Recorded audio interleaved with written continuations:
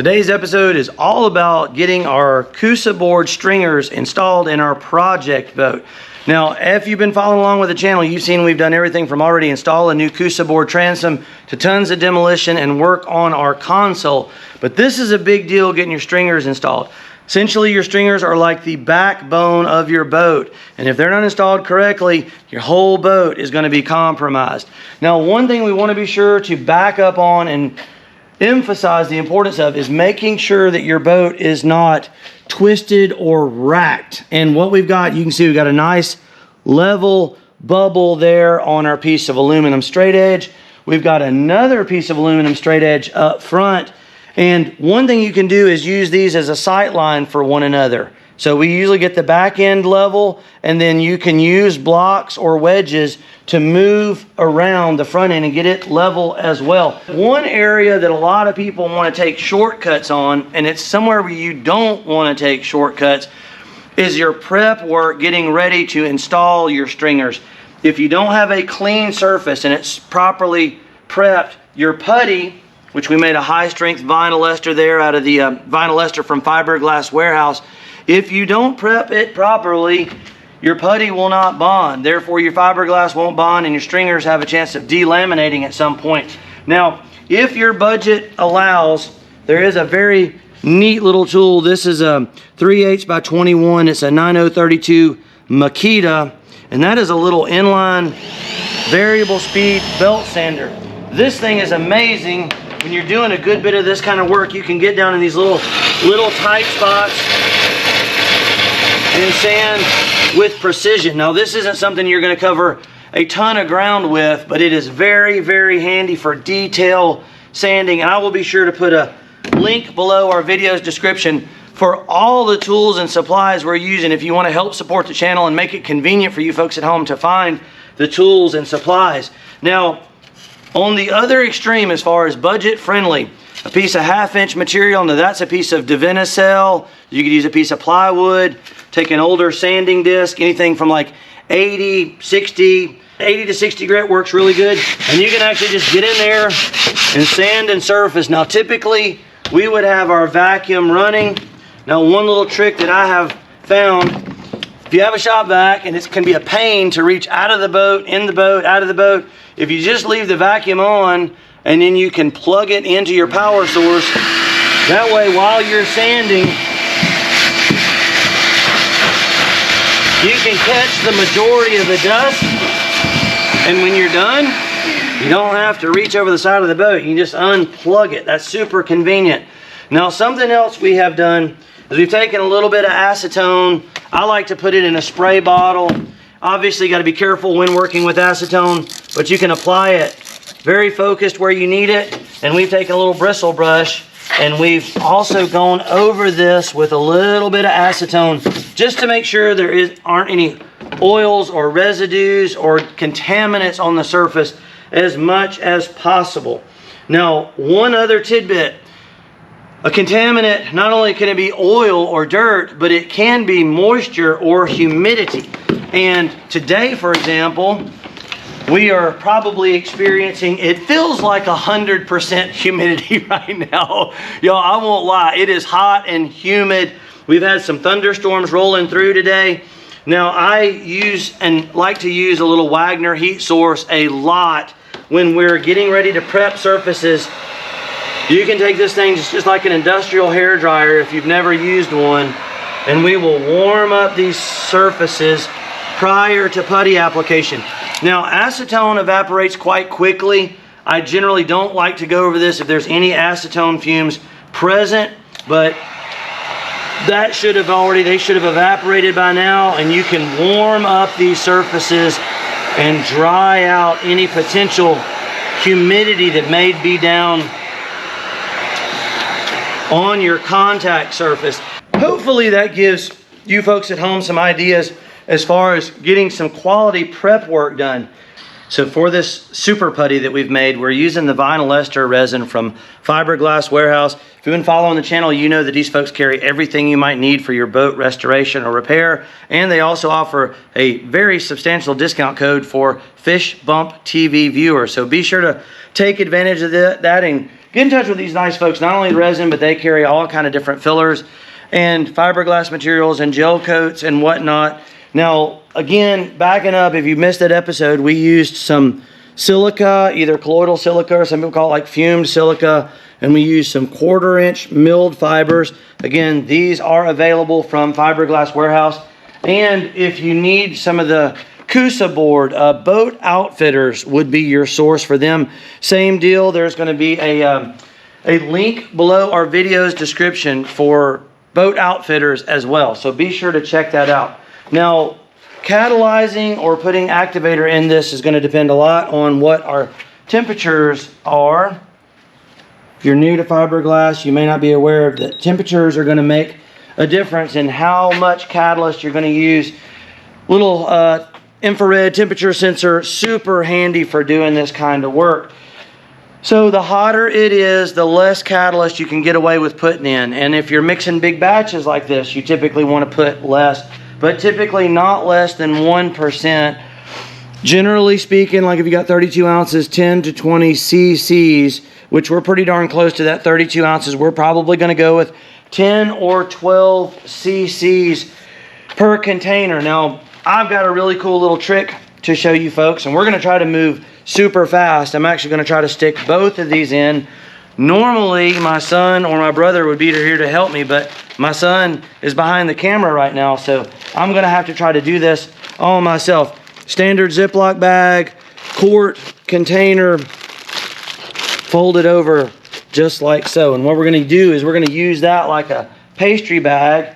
And then I have modified a little spatula here. It had a rounded corner and a square corner, but I just took a razor knife and rounded the other corner and then sanded it just a little bit. Now you can do the same thing with your spreader blades. You can see we've put different radiuses or radii on those. And you can even take a razor knife again and cut them down to different widths. So this was a big wide one, and we just took our razor knife and cut it down to a size as needed. Good to have everything ready and staged before you start, because once you start, it's like pouring concrete. Once it's activated, it ain't stopping for anybody. So you got about 10 or 15 minutes really to kind of get it in place and stabilize. So hopefully this all goes well. So we've got our little squeeze dispensers. Again, we have these. That's one of our popular items. That's your MEKP or methyl ethyl ketone peroxide. That is your activator or hardener for these materials. We're going to go with about 12 cc's. And I've taken my little magic marker and I've marked it out where it's a little bit easier. Got right in there. A little easier for me to see. I'm stirring kind of from top to bottom, and you'll notice it'll actually kind of start to change colors, kind of from a purple to a green. I think the camera usually does a pretty good job of picking that color change up. Make sure it's off of the sides. And you can see I'm kind of rotating. I'm going from one side to the other, and that's going to pull from the bottom to the top. And then I'm rotating the container as I go. Sometimes it is nice, like I said, if you've got a helper that can help you with this, I would highly recommend it. But that color change indicates to me that we've got catalyst has been introduced. You can see the difference side by side. Pretty distinct there, folks. I'm going to go around the bottom one time just to be sure there's none in the corners. And time is of the essence. Once you put the activator in, you do not have a lot of time. So I'm going to go ahead and have this ready, that ready, and then here we go into our Ziploc. Help it along just a little with our stirring stick. Love to know what kind of projects you folks at home are working on. We always enjoy seeing and commenting. And folks with our Facebook group, if you haven't joined that yet and you have a project, feel free to post pictures on there. I love to see it, and I try to jump on there and comment about once or twice a week. Let us know what you guys are doing. Try to get this out of a mass as quick as possible. I'm just going to cut the tip of that. And I'm laying just a nice fat bead down the length. I do not typically put any foam blocks or spacers. Sometimes people are inclined to do that. Our family, we've built boats for years and years and years, and we've typically gone with a solid bead. You can see I can pause and I can restart as needed. I don't mind if we have a little bit more or it's a little generous. If we have some squeeze out, that is quite okay. We're going to glass this heavy, and I want to be sure that our stringer is making full contact. Now, some people will choose to use foam blocks underneath, and then they come back with a putty or filler between those. I've never personally done that. I've seen it done. I know it's popular.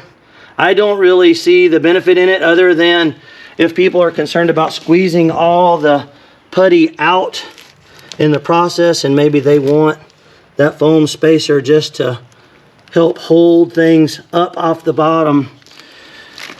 All right, now I got a little bit left, but that's a pretty nice fat bead. I like it, and that's one reason I left that little channel in there, is it kind of holds your putty in place. And again, that's just a personal preference thing. You don't have to do it. Don't necessarily have to do it the way I do. Now, we got a little run out there, but that's quite all right. Not a real problem once we get it in place.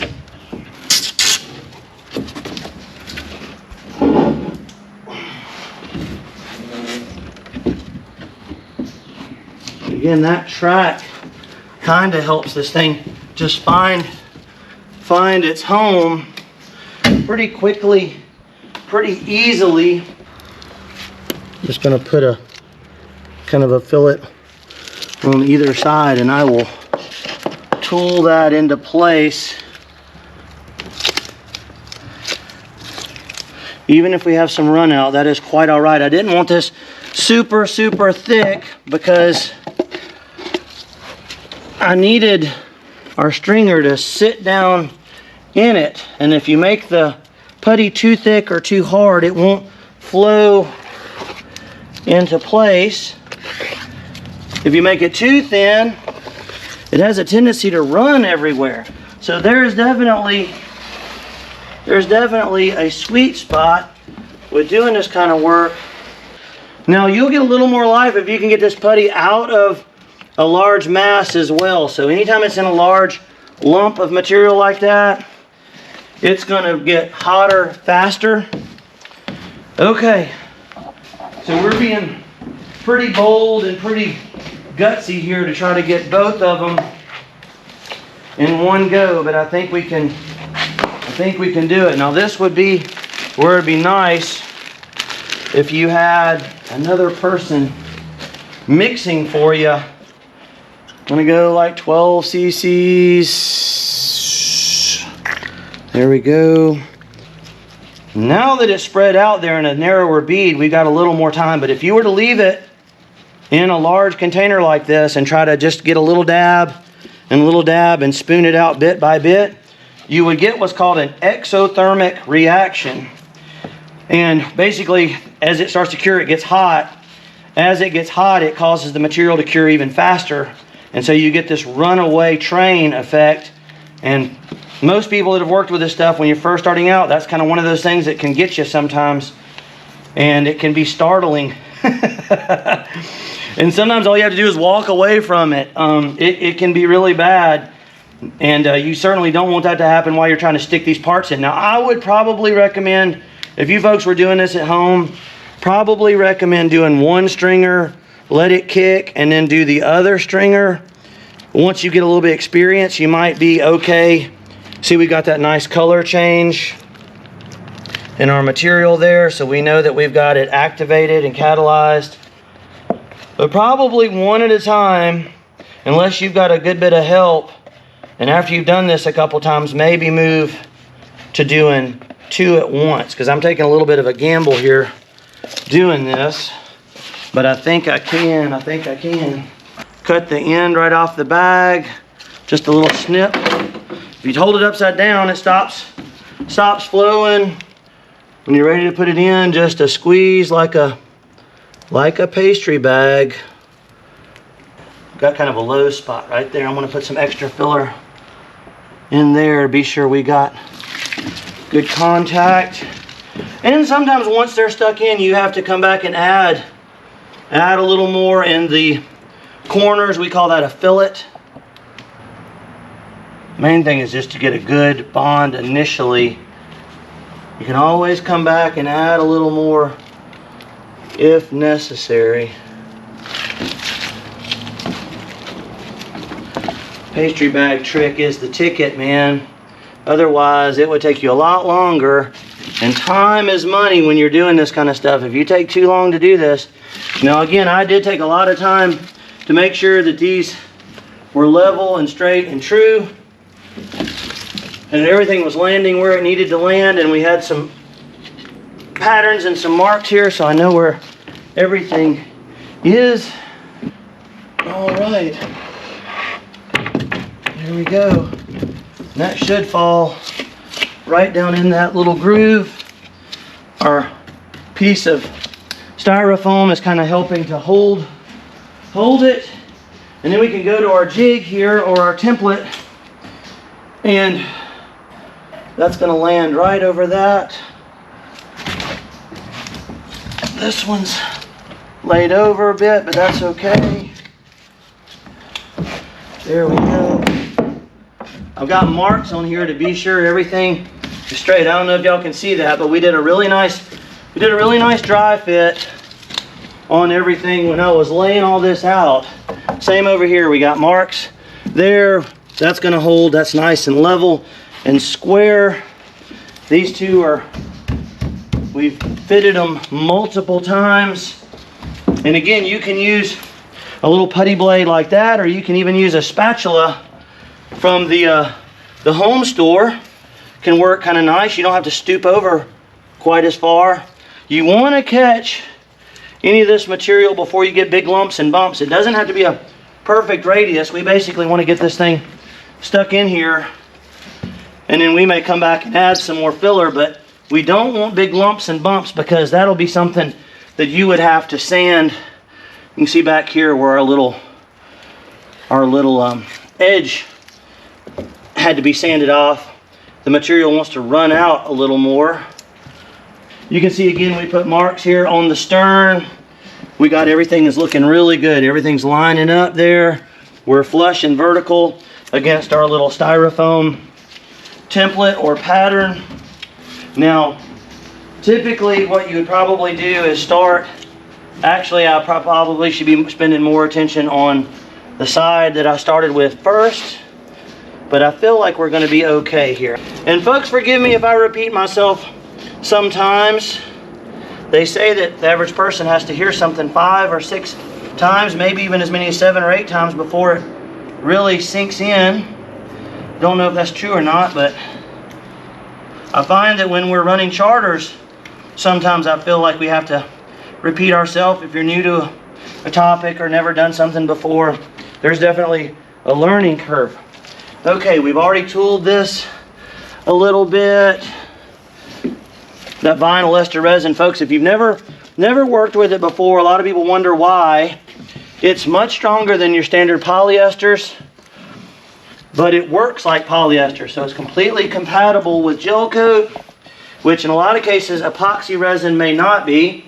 Now, when you're dealing with stringers, you're not going to be doing much gel coating, but what a lot of people don't realize is that vinyl esters and polyester resins are much easier to saturate cloth with or wet out. They're a little bit thinner or less viscous, and it's easier to wet fabric out. They're also going to be a little less expensive initially, but if you wanted to do this with epoxy resin, you certainly could, but I also find it a little more volatile to work with as far as it curing off or kicking off rapidly. Now is a good time to ask you folks too, if you're enjoying the content and you haven't already, hit that subscribe button. Help us out. Like, share, comment, tell a friend. We're growing the channel. We're doing really, really good. And it's all because of the support from you folks.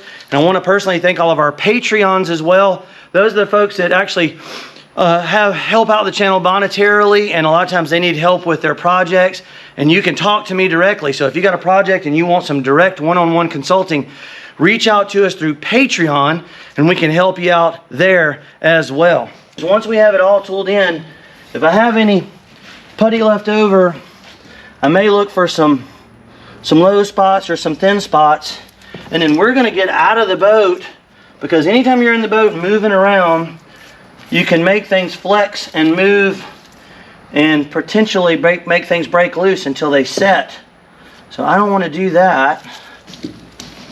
This boat is going to be stronger than it was originally. We're going to build it back commercial grade, which I'm kind of excited about. I like good heavy duty stuff. My dad was always a big believer in building it plenty strong. Especially your stringers, not an area that you want to skimp or compromise.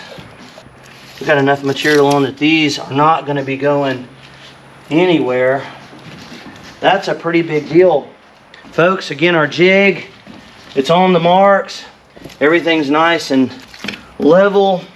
We're using our original stringers as guides, so that way we know we haven't shifted left, haven't shifted right. We've got our piece of styrofoam here in the back that's holding them true and level. We are on our marks. Again, you want to double check all this stuff before you get out of the boat and call it good. Now there's a little bit of a couple drips of putty that I missed. As long as you just smear them in to the surface, I try to minimize sanding. There's going to be enough of it. No point in making it any more complicated than it needs to be. My dad was a big advocate of the KISS principle. Maybe y'all heard of the keep it simple, stupid principle. So don't make things any more complicated than they have to be. So our putty underneath our Coosa board stringers has fully cured, and it's feeling quite solid. Now I've moved one step forward. I want to show y'all. I went ahead and did a real nice fillet in those corners, because fiberglass doesn't like to make hard corners, whether they're inside or outside corners. You need a nice rounded edge to do that. Now I want y'all to come over here and show you the putty that we're making is pretty similar to what we use to bed the stringers in, and it's kind of my go-to putty. It's basically a combination of either like a fumed silica. I want to try to always give you guys some options.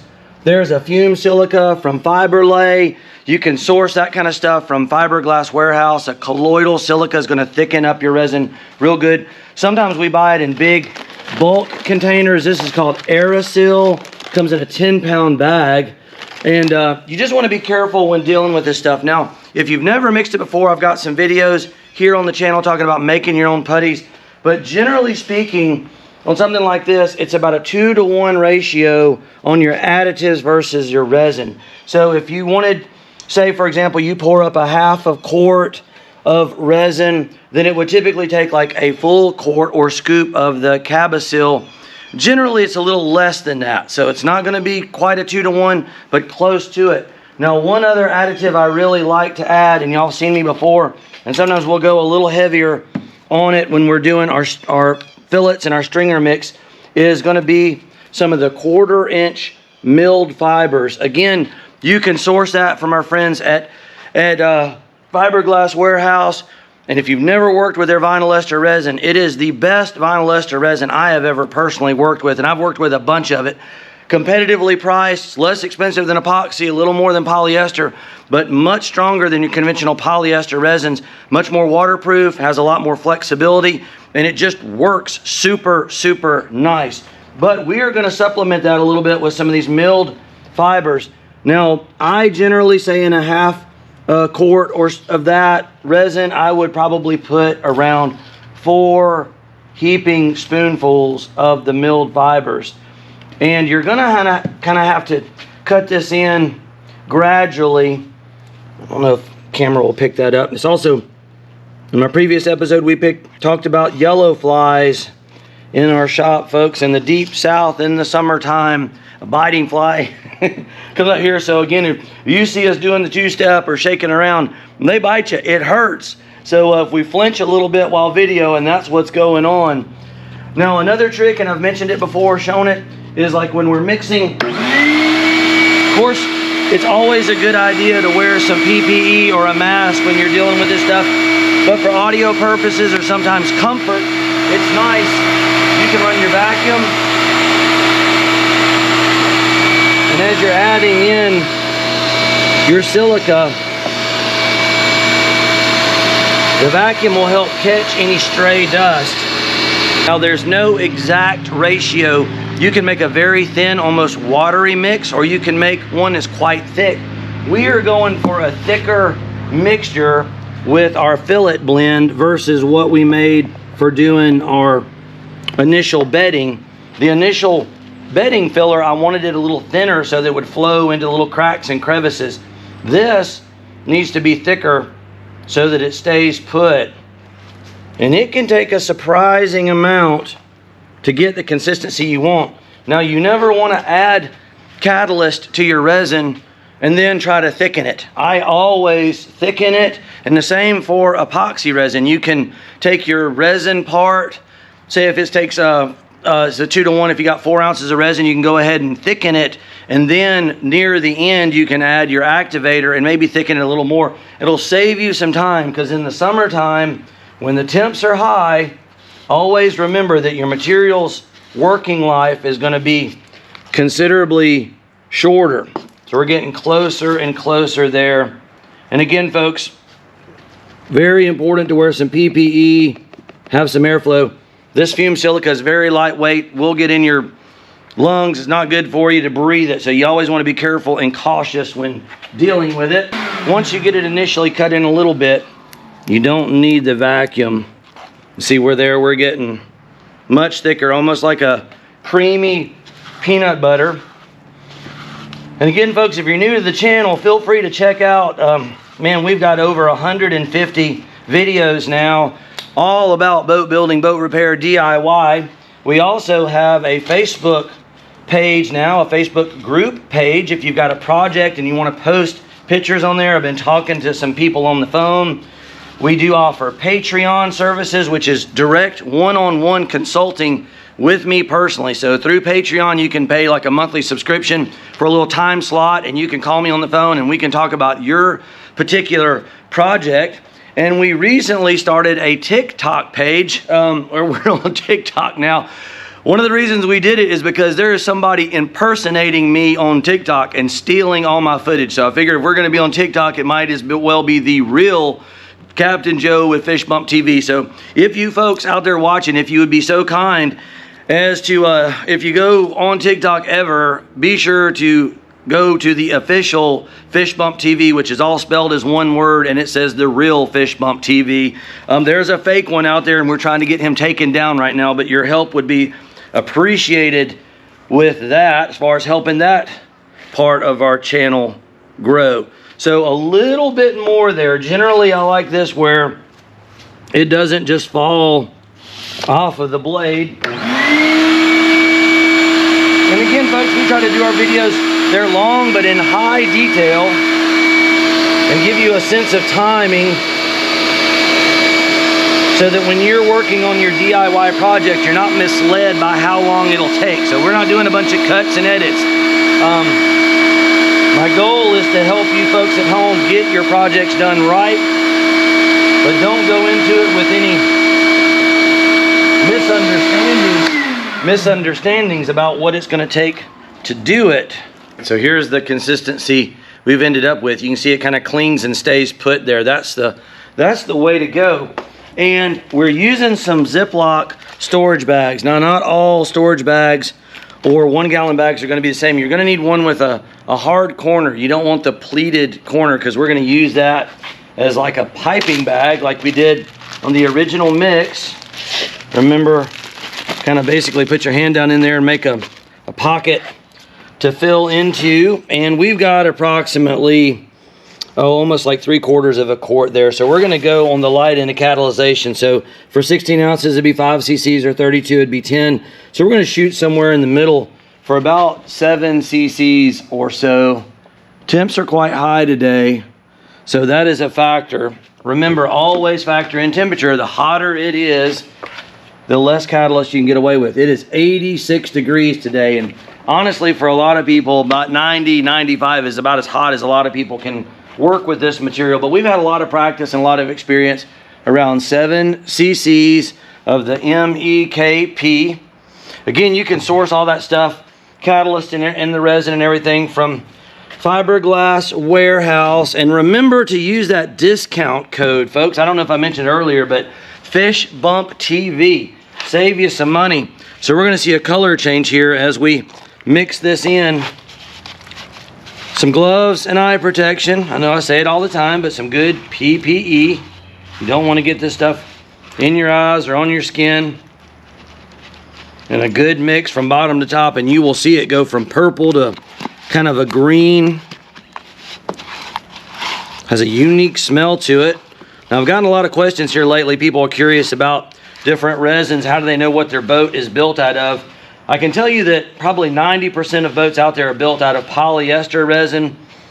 Maybe 5% are built out of vinyl ester, and maybe at most 5% are epoxy. So it's quite rare to have a boat or a hull built out of epoxy resin. Reason is it's expensive and it's harder to work with. So a lot of times in production boat building, it just doesn't happen. But what I like about the vinyl ester, again, is that it's very compatible with Gelcoat. It works a lot like polyester resin, but has a ton of the good qualities that epoxy has as far as bonding and water resistance. So here we go. Try to start where it's easy for everybody to see. Right down here, maybe in the corner. Now I gotta work fairly fast, but you can see how there'll be a little air void or pocket. Usually that's about how much, and you can stop it by holding it upright, no pressure. And then when you apply some pressure, you can use this just like a pastry bag. So anybody out there that's ever done any pastry work, and it's kind of interesting, you can almost use the bag itself to get an approximate. You can kind of just drag it down the corner there, and you almost are going to get the proper fillet, just like so. Now we're going to come back with our little spatula and tune that in a little better.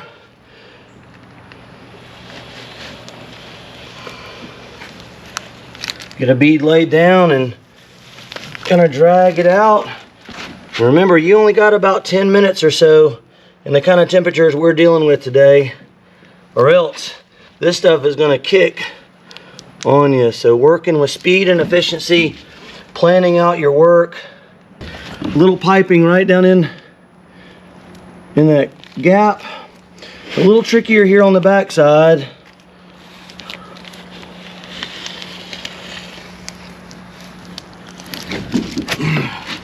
This is the way we've done it for years, folks, and had good success. Now, if you got a way you feel comfortable with, this channel is all about just showing you all how we've done it in our family's boat shop for decades. But there's some really good techniques out there, and feel free to comment and share. We try to keep the channel friendly, though. I try to be generous with our information and helpful. Sometimes people are strongly opinionated. We try to keep this a friendly place to talk about boating and boat building. Same in this corner here. Sometimes it can take more product than you might imagine. And that's okay. We can always come back, and there's our spatula. We can use it to reposition some of this material. Now that we've got it, we're going to kind of just tool from front to back.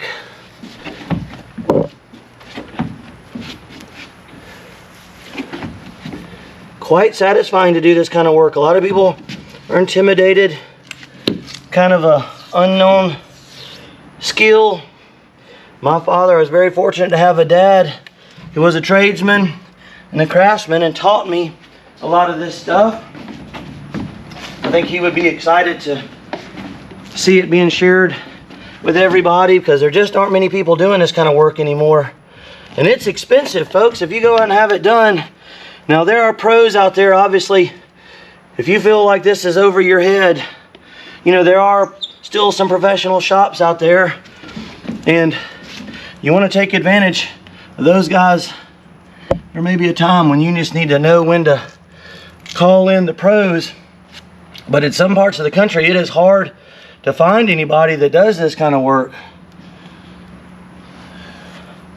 You know, I apologize, folks, for breathing heavy. It's hot. We're still acclimating in our part of the country. It's gotten into the 90s already, and woo, there's an adjustment. All right, nice little transition there. If you folks have any suggestions or things that you found that can save time and money, I would love to hear about it. And if you get a blob off to the side, you can kind of just work it in. That's what I would typically do. And you can see this batch of material is staying put a lot better. It's kind of hanging and clinging. I wanted the original batch to be a little bit thinner so it flowed down in the crevices. Yeah, that's looking first class, folks. Now, I may watch it for a little while, but as it sets, you kind of want to be careful to not be moving around in the boat too much, or you could cause it to crack or break loose. Although this material at this point even is quite strong, and I can really tell, even like on this side, you can tell there's some good strength there, and we haven't even started to glass it in yet. But at this point, I know the video is already probably running a little bit longer than I had imagined, and I think I'm going to cut it off here, and we will probably pick up. We can see we already got our 1708 biaxial cloth cut in different widths, and we're going to be tabbing this material all in. But as always, I want to thank everybody so much for your support of the channel. I feel like 100,000 subscribers is not that far away, and it's all because of the support of you folks, especially you Patreons and members and the commenters. I know there's a lot of guys out there that regularly comment. You know who you are, and it means a lot to me. Remember to support Fiberglass Warehouse. Use that Fish Bump TV discount code. Check out our Facebook group page. If you want to go to TikTok, look for Fish Bump TV, spelled as one word, the official or the real Fish Bump TV. And we're trying to shut down this impersonator we got out there, but help us grow our TikTok channel as well. Patreon, our Amazon links below. I know there's a lot going on, folks, but again, thank you so much. Captain Joe here with Fish Bump TV. My son Logan working hard behind the scenes is my amazing cameraman, and we will catch you folks in the next episode.